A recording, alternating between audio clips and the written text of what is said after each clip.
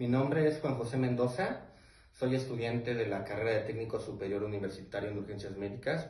El día de hoy les voy a hablar sobre la asignatura de Anatomía y Fisiología y más específicamente sobre el tema de planimetría.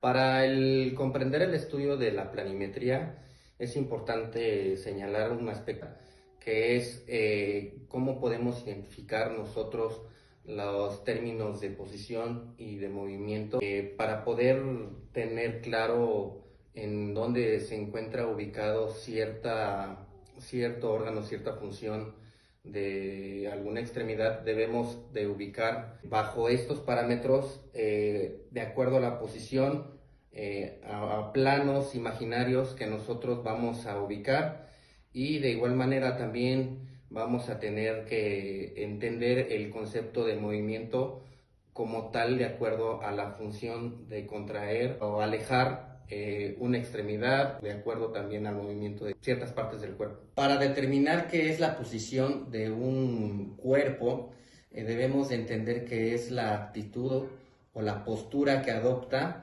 para identificar también estos planos imaginarios. También nos va a ayudar a determinar los movimientos de las extremidades, y estas van a ir de acuerdo y derivadas con respecto a la posición anatómica. Debemos hacer mención que la posición anatómica es la posición que adopta el cuerpo de una manera erguida, con las extremidades torácicas a los costados, con las palmas de las manos abiertas y los pies plantados al piso, viendo de frente. Esa es la posición anatómica, y de acuerdo a eso vamos a identificar también, vamos a poder valorar qué es en la posición de los planos, y también de acuerdo a esto de la dirección. La dirección es el camino o la orientación que hace el movimiento de las extremidades o de ciertos movimientos también que realiza el propio cuerpo humano. Podemos determinar también que el tipo de movimiento o de dirección nos ayuda a identificar o nos ayuda a comprender más específicamente alguna idea más clara de cómo ubicar ciertos lugares, ciertas regiones del cuerpo, para poderlo transmitir de una manera clara y concisa a nuestros pares, y se nos pueda dar un mensaje más claro, porque de acuerdo a la planimetría nosotros podemos identificar más concretamente a qué se refiere o a qué queremos explicar más a detalle. Les voy a mostrar cuáles son los puntos o los planos más comunes, anatómicos más comunes para el uso en la atención prehospitalaria. Vamos a identificar varios, pero los más importantes se refieren al plano superior craneal.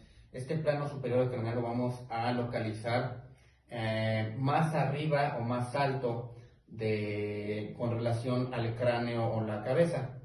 Por ejemplo, pues decimos que el cráneo o la extremidad cefálica determina esa misma posición con relación, por ejemplo, al torso, que en realidad entonces sería superior el cráneo sería superior al torso, o el tórax sería superior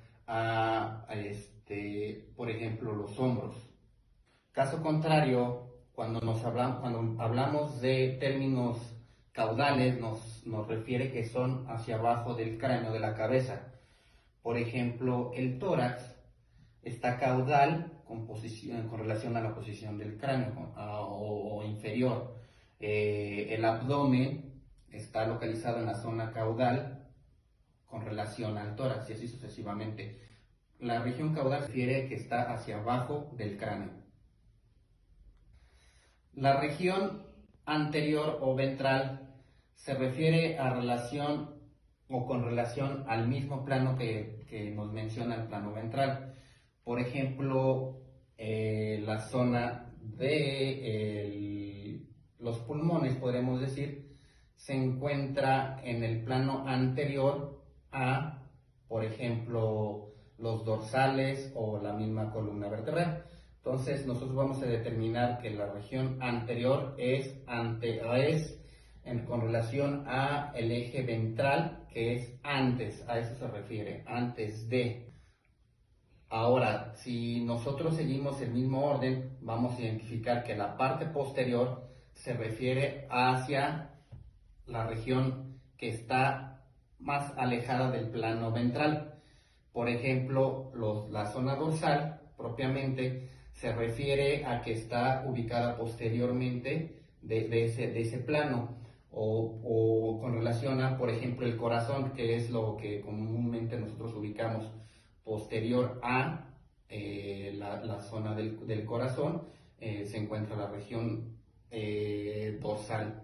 El plano medial o interno se refiere a los órganos o a la posición o a la ubicación propia de la línea media del cuerpo o sagital. Nosotros podemos identificar, por ejemplo, que el corazón está también ubicado prácticamente en la zona media junto con los pulmones. A eso se refiere, a ubicarnos dentro de la línea media, que es la línea sagital. La zona lateral es, por el contrario, la zona más alejada del plano medio, por ejemplo, las extremidades torácicas o, por ejemplo, los músculos deltoides podrían ser laterales o externos. La región superficial se refiere hacia lo más externo que está dentro del cuerpo propiamente. Por ejemplo, nosotros podemos ubicar la piel, que es la zona más superficial del cuerpo humano, con relación, por ejemplo, a la zona de los músculos, o a los órganos propios. Entonces, entre más alejado esté de lo interno, es lo más superficial, la región más superficial.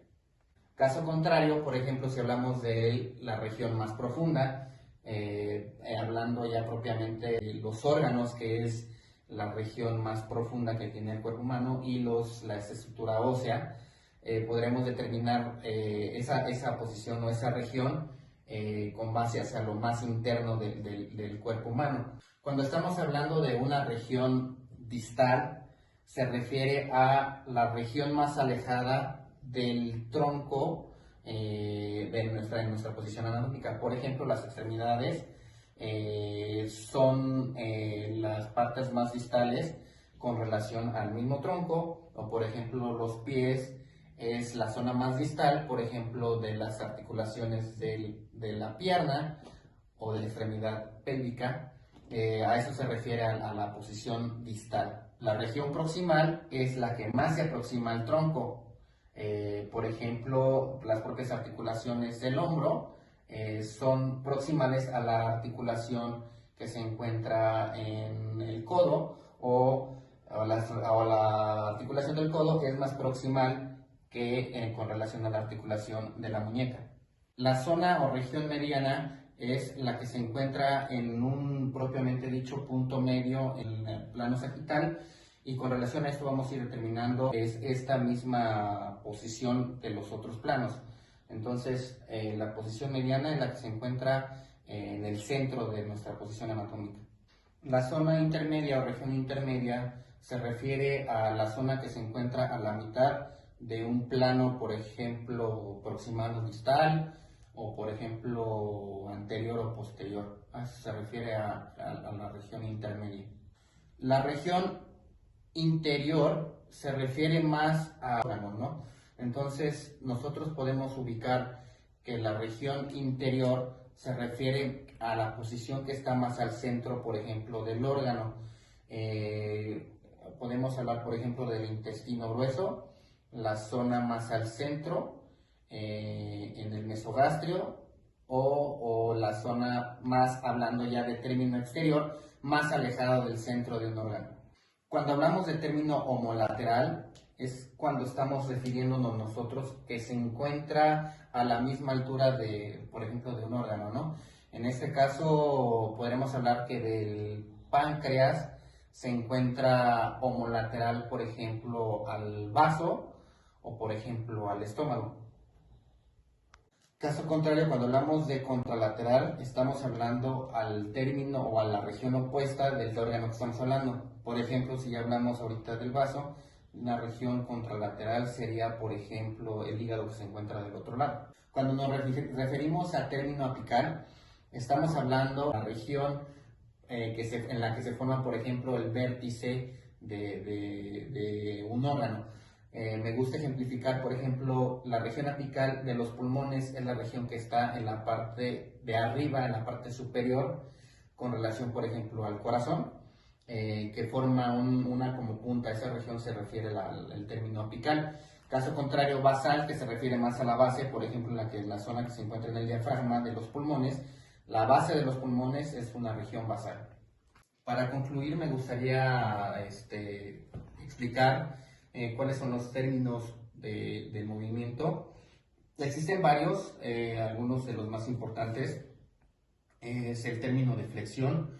Nosotros vamos a identificar la eflexión, es cuando acercamos más un punto hacia otro dentro de la posición anatómica.